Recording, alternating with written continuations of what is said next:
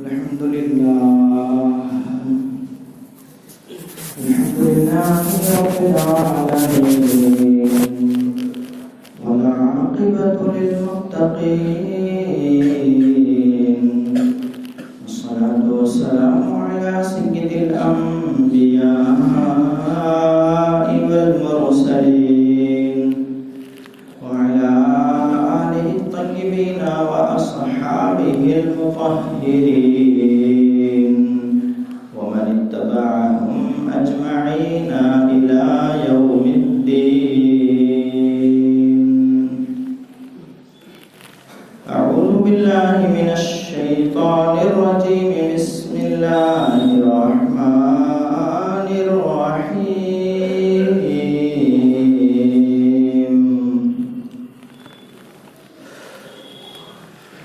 إن الذين يؤذون الله ورسوله لعنهم الله في الدنيا والآخرة وأعد لهم عذابا مهينا. آمنت بالله صدق الله العظيم. حضرات عقیدت و محبت کے ساتھ اپنے آقا کی بارگاہ میں لو لگا کر درود و سلام کا نذرانہ پیش کر لیں. پڑھیے اللہم صلی علی سیدنا مولانا محمد وعلی الجود والکرام منبع العلم والحکم والحکم وآلہ وبارک وسلم. صلو علیہ صلاۃ و سلام دائما علیک یا رسول اللہ صلی اللہ تعالی علیہ وسلم.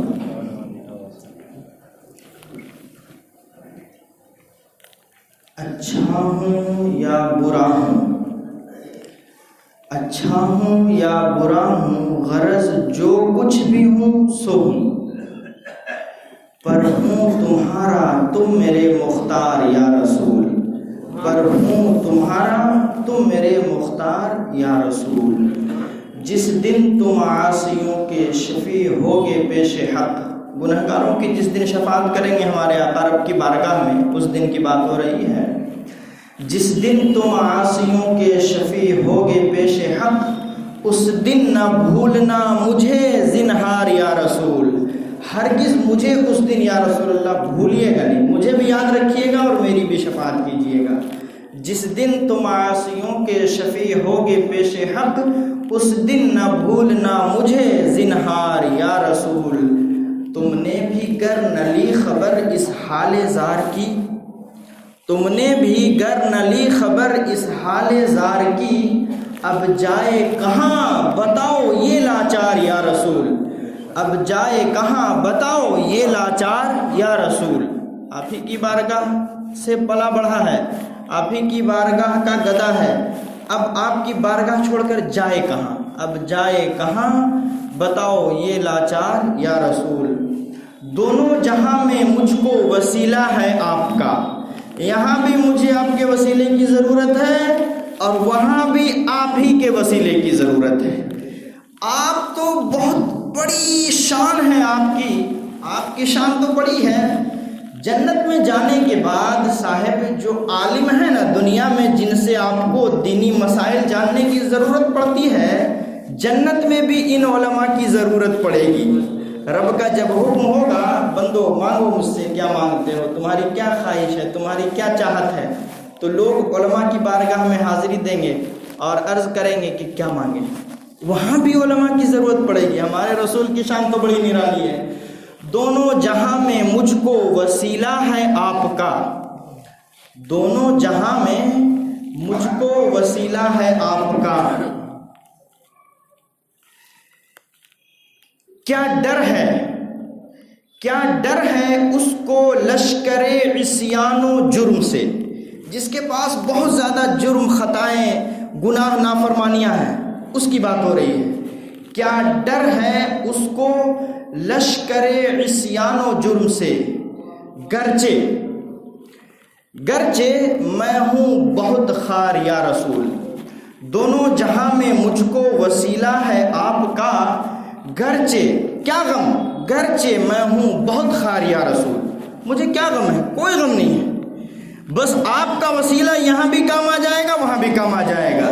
حضرت آدم علیہ السلام نے جب آپ کا وسیلہ پیش کر دیا رب کی بارگاہ میں، ان کی التجا اور پکار سن لی گئی، تو ہم بھی اپنا آپ کے وسیلے سے رب کی بارگاہ میں کچھ پیش کر دیں گے، رب ہماری پکار سن لے گا۔ دونوں جہاں میں مجھ کو وسیلہ ہے آپ کا، کیا غم گرچہ میں ہوں بہت خار یا رسول، کیا غم گرچہ میں ہوں بہت خار یا رسول۔ اور آگے کہتے ہیں ہو آستانہ آپ کا امداد کی جبی۔ یہ امداد کون ہے؟ حاجی امداد اللہ مہاجر مکی، بڑے بزرگ گزرے ہیں، انہی کی یہ نعت ہے۔ ہو آستانہ آپ کا امداد کی جبی، اور اس سے زیادہ کچھ نہیں درکار یا رسول، اور اس سے زیادہ کچھ نہیں درکار یا رسول۔ اللہ تبارک و تعالیٰ نے اپنے محبوب بندوں کی بڑی شان رکھی ہے، ان کی عظمت، ان کی بلندی یہ رب ہی جانتا ہے، ان کی عظمت، ان کی بلندی رب ہی جانتا ہے۔ بس ہمیں اور آپ کو ان کے دامن کرم سے جڑے رہنے کا حکم ملا ہے، ان کی سیرت و کردار کو اپنانے کا حکم ملا ہے، ان کے نقش قدم پر چلنے کا حکم ملا ہے، ان سے محبت کرنے کا حکم ملا ہے، ان سے عقیدت کرنے کا حکم ملا ہے، ان کی عظمت ماننے کا حکم ملا ہے، ان کی بڑائی بیان کرنے کا حکم ملا ہے۔ ہمیں بس یہی حکم ملا ہے، رب کا حکم ہمارے لیے یہی ہے۔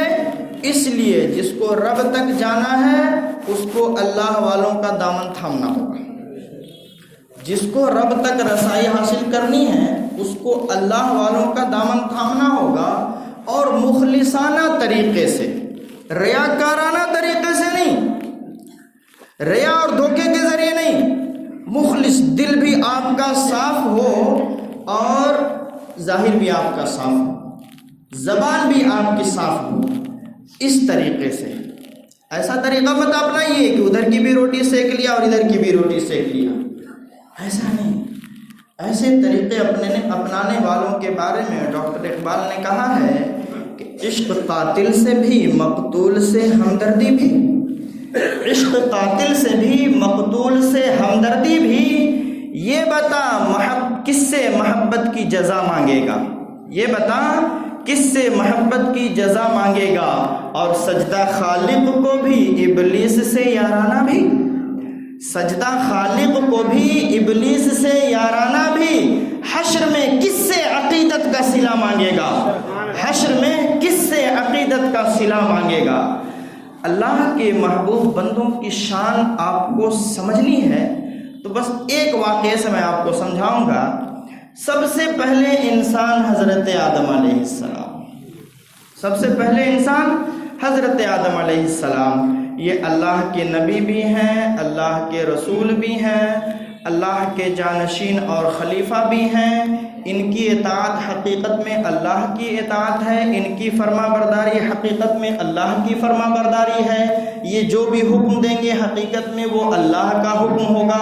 اللہ کے نبی کی شان یہی، اللہ کے جتنے بھی نبی اور رسول ہیں سب کی شان یہی ہے کہ جو یہ حکم دیں گے وہ اللہ کا حکم ہوگا، ان کی فرما برداری آپ کیجئے گا، اللہ کی فرما برداری ہوگی، یہ ہے شان۔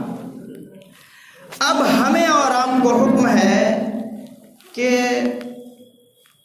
توحید بڑی طاقت ہے، اس طاقت کو اپنانا چاہیے، بڑی زبردست طاقت ہے توحید، ایک اللہ کی عبادت، توحید کا مطلب ایک اللہ کی عبادت، ایک اللہ کی بندگی، ایک اللہ کی پرستش، بس اسی ایک اللہ کی عبادت کا نام توحید۔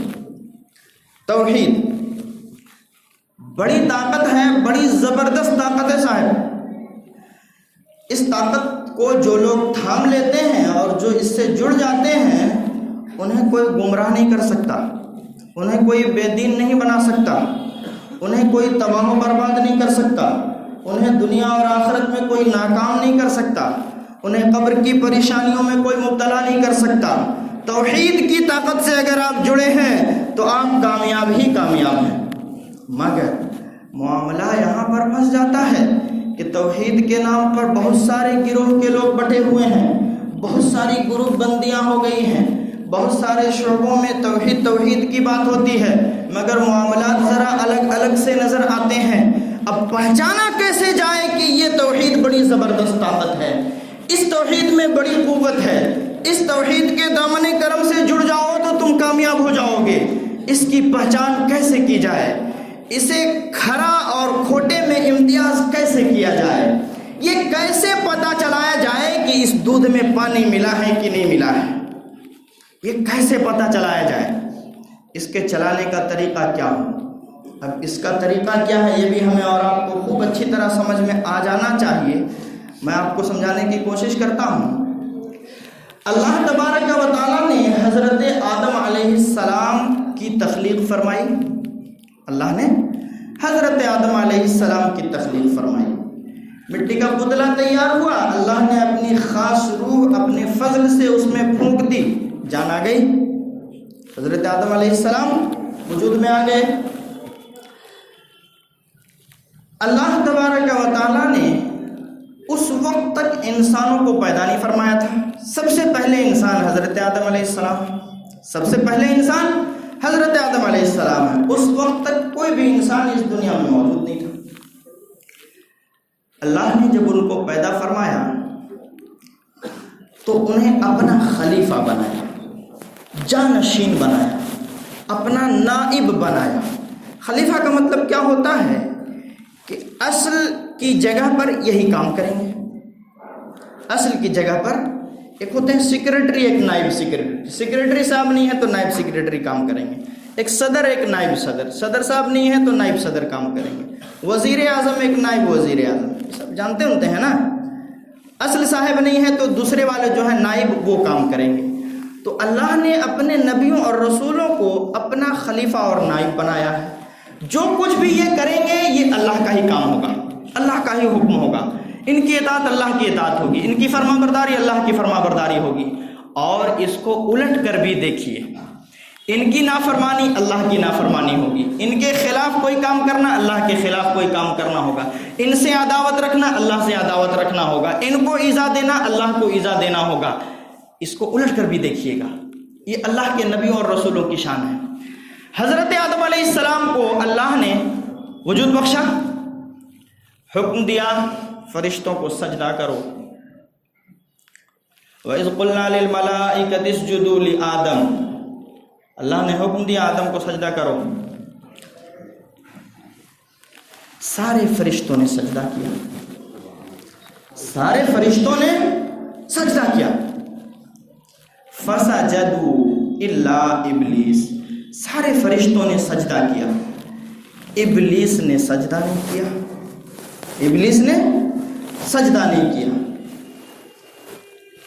اللہ تبارک و تعالیٰ نے ابلیس سے پوچھا، اللہ نے قَالَ مَا مَنَعَكَ أَلَّا تَسْجُدَ إِذْ أَمَرْتُكَ، تو نے سجدہ کیوں نہیں کیا؟ کیا اللہ نہیں جانتا تھا کہ ابلیس نے کیوں سجدہ نہیں کیا؟ بولیے، اللہ جانتا تھا کہ نہیں؟ اللہ کو علم ہے کہ نہیں؟ اللہ یہ علم غیب جان رہا ہے کہ نہیں؟ ابلیس کے دل میں کیا چھپا ہے اللہ جان رہا ہے کہ نہیں؟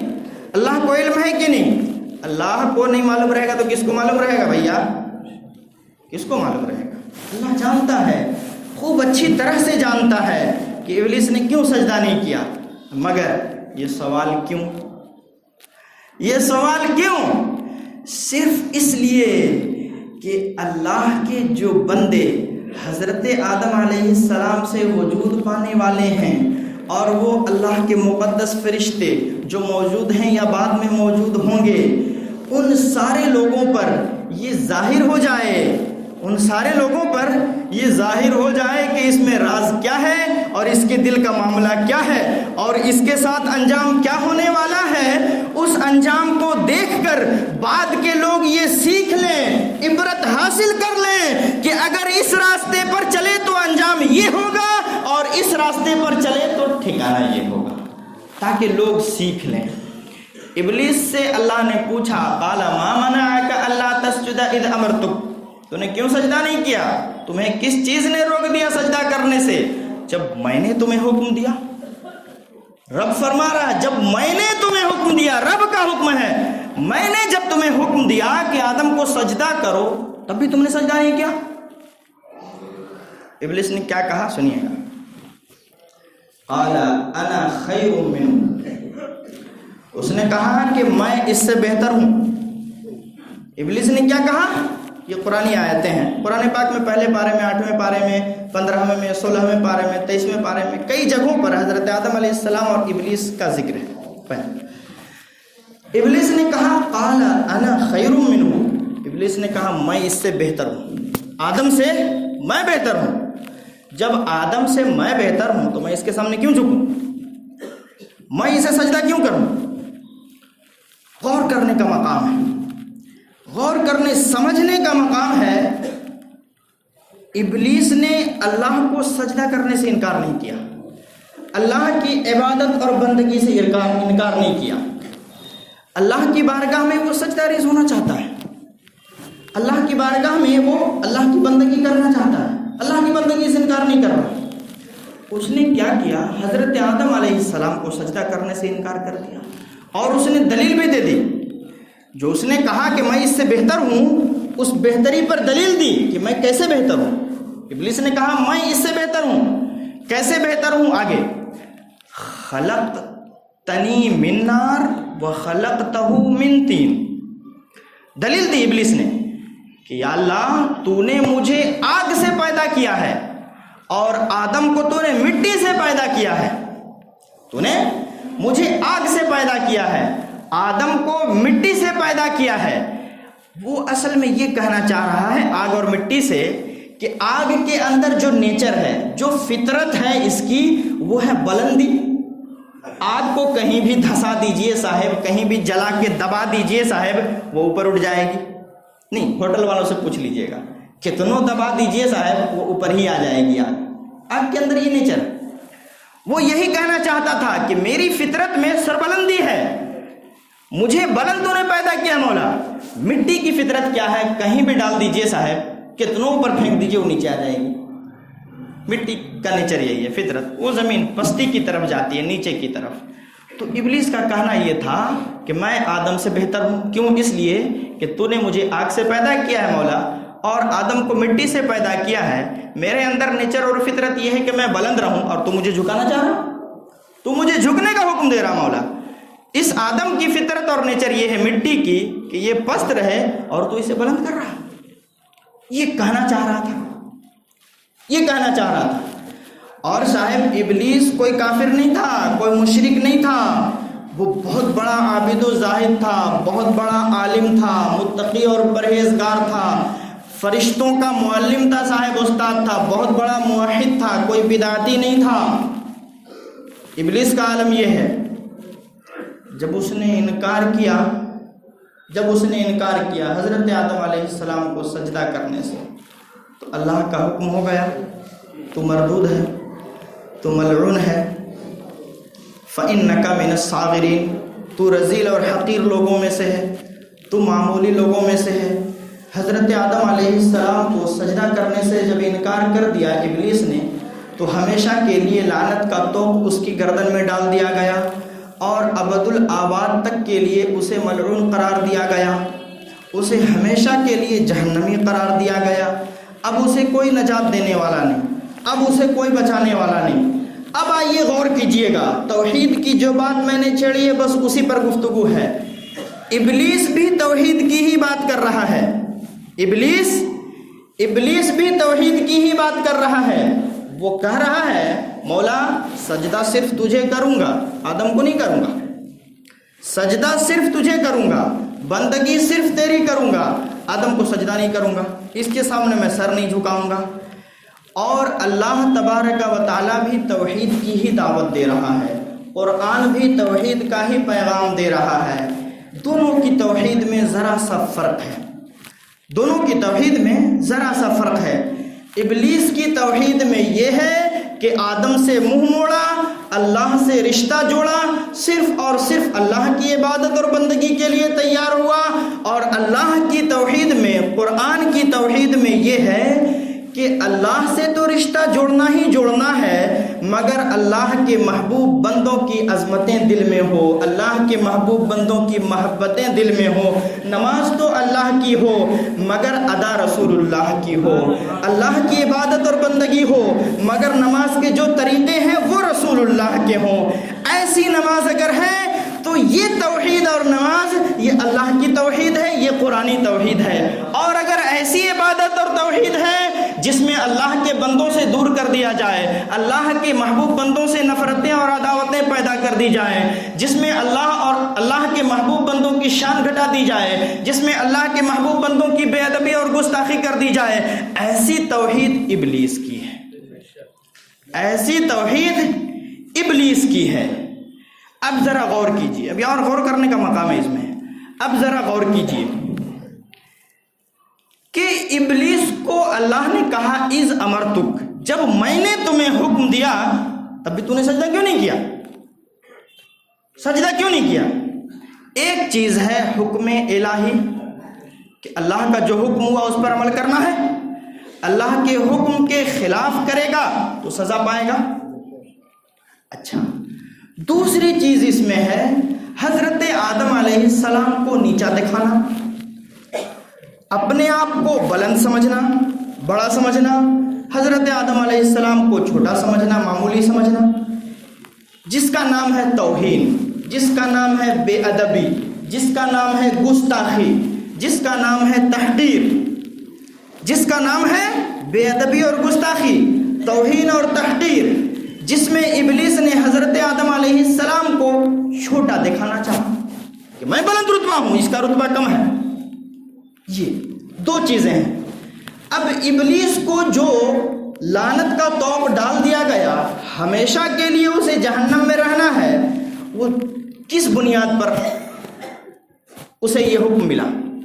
کس بنیاد پر؟ دو چیزیں ہیں، ایک اللہ کا حکم، ایک ہے اللہ کے نبی کی توہین، دو چیزیں۔ تو گرفت کس بنیاد پر ہو رہی ہے اس کو سمجھنا ہے آپ کو۔ اللہ کی نافرمانی ابلیس نے کی، ہم اور آپ بھی دن رات صبح و شام بہت سے ایسے کام کرتے ہیں صاحب جس میں اللہ کی نافرمانی ہوتی ہے۔ ہم اور آپ دن رات صبح و شام بہت سے ایسے کام کرتے ہیں جس میں اللہ کی نافرمانی ہوتی ہے، جس میں اللہ کی نافرمانی ہوتی ہے، مگر ہمیں اور آپ کو اللہ تبارک و تعالیٰ نے موقع دے رکھا ہے، چلو توبہ کر لو، توبہ کر لو، توبہ کر لو، موقع مل رکھا ہے۔ ٹھیک ایسے ہی اللہ کا حکم تھا حضرت آدم علیہ السلام کے لیے جنت میں یہ والا پھل نہیں کھانا ہے، اس کے قریب نہیں جانا ہے۔ اللہ نے بھی، حضرت آدم علیہ السلام نے بھی بظاہر ایسی لغزش کی جس کا حکم اللہ کی طرف سے نہیں تھا، حکم تھا کہ کھانا نہیں، حضرت آدم علیہ السلام نے کھا لیا۔ اللہ کے حکم کے خلاف ابلیس بھی ادھر کر رہا ہے، اللہ کے حکم کے خلاف بظاہر حضرت آدم علیہ السلام سے بھی لغزش ہو رہی ہے، مگر کیا بات ہے؟ مگر کیا بات ہے کہ دونوں میں فرق ہے۔ ابلیس نے جو غلطی کی اس کی وجہ سے ہمیشہ کے لیے عذاب میں پڑ گیا، ہمیشہ کے لیے مردود و ملعون ہو گیا، ہمیشہ کے لیے رب کی بارگاہ سے دھتکار دیا گیا۔ اور کیا بات ہے کہ حضرت آدم علیہ السلام نے بھی اللہ کے خلاف بظاہر لغزش کی ہے، وہ کام کیا جو اللہ کا حکم نہیں تھا، خلاف اولا لغزش والا کام کیا ہے حضرت آدم علیہ السلام نے بھی۔ مگر کیا بات ہے کہ یہ اللہ کے نبی ہی ہیں، کیا بات ہے کہ یہ اللہ کے رسول ہی ہیں، کیا بات ہے کہ یہ اللہ کے خلیفہ ہی ہیں، کیا بات ہے کہ اللہ کے محبوب ہی ہیں، کیا بات ہے کہ اللہ اپنی کتاب ان پر نازل کر رہا ہے، کیا بات ہے کہ ان کا حکم اللہ کا حکم ہے، کیا بات ہے کہ ان کی فرما برداری اللہ کی فرما برداری ہے، ان کی اطاعت اللہ کی اطاعت ہے۔ یہ شان نرالی ہے کیوں؟ دونوں ایک ہی راستے پر چل رہے ہیں مگر معاملہ دونوں کا الگ الگ کیوں؟ ابلیس بھی اللہ کے خلاف کام کر رہا ہے، ہمیشہ کے لیے مردود و ملعون ہو جا رہا ہے، اللہ کی لعنت اس پر ہے، فرشتوں کی لعنت اس پر ہے، اللہ کے محبوب بندوں کی لعنت اس پر ہے، انسانوں اور جنات کی لعنت اسی پر ہے۔ مگر کیا بات ہے، حضرت آدم علیہ السلام نے بھی وہ کام کیا جو ان کو نہیں کرنا چاہیے تھا، مگر اللہ انہیں بلندیاں عطا کر رہا ہے، سارے انسانوں کا باپ بنا رہا ہے، سارے نبیوں اور رسولوں کے بھی آپ ہی باپ ہیں، سارے لوگوں کے آپ باپ ہیں، سارے انسانوں کے آپ سب سے پہلے انسان ہیں، ابو البشر آپ کا لقب ہے، اللہ کے نبی بھی آپ ہیں، اللہ کے رسول بھی آپ ہیں، اللہ کے خلیفہ بھی آپ ہیں، اللہ کے نائب بھی آپ ہیں، اللہ کے جانشین بھی آپ ہیں۔ اللہ تعالیٰ آپ سے کوئی رتبہ نہیں چھین رہا ہے، اللہ تعالیٰ آپ کو دھتکار بھی نہیں رہا ہے، اپنی بارگاہ سے بھگا بھی نہیں رہا ہے۔ اور حضرت آدم علیہ السلام بہت بڑے عبادت گزار بھی نہیں تھے، معلم ملائکہ بھی نہیں تھے، فرشتوں کے معلم اور استاد بھی نہیں تھے، مگر یہ رتبہ ملا کیوں صاحب؟ اس لیے کہ جو موقع ملا توبہ کا، اس توبے کے موقع کو آپ نے اپنا لیا، اس موقع کو آپ نے اپنا لیا۔ اور صاحب حضرت آدم علیہ السلام نے جو توبہ کی وہ 1-2 منٹ والی نہیں تھی کہ ہم لوگ آگے کسی طرح آتے ہیں، حاضری دیتے ہیں، بس ہو تو کیا، بہت بڑا کام کر دی۔ کہاں گئے تھے؟ توبہ کرنے گئے تھے اللہ کے۔ ایسی توبہ نہیں تھی حضرت آدم علیہ السلام کی 1-2 دن یا 1-2 مہینے یا 1-2 سال یا 100-200 سال نہیں صاحب، 300 سال تک رب کی بارگاہ میں توبہ کرتے رہے، 300 سال تک رب کی بارگاہ میں توبہ کرتے رہے۔ رب نے توبہ قبول کر لی، ہمارے نبی کا واسطہ وسیلہ دیا، اللہم اغفر لی بمحمد، یا اللہ محمد کے واسطے سے ہمیں مغفرت عطا کر دے، توبہ قبول ہوئی۔ تو ابلیس کی گرفت ہوئی کیوں صاحب؟ ابلیس کو کیوں پکڑا گیا؟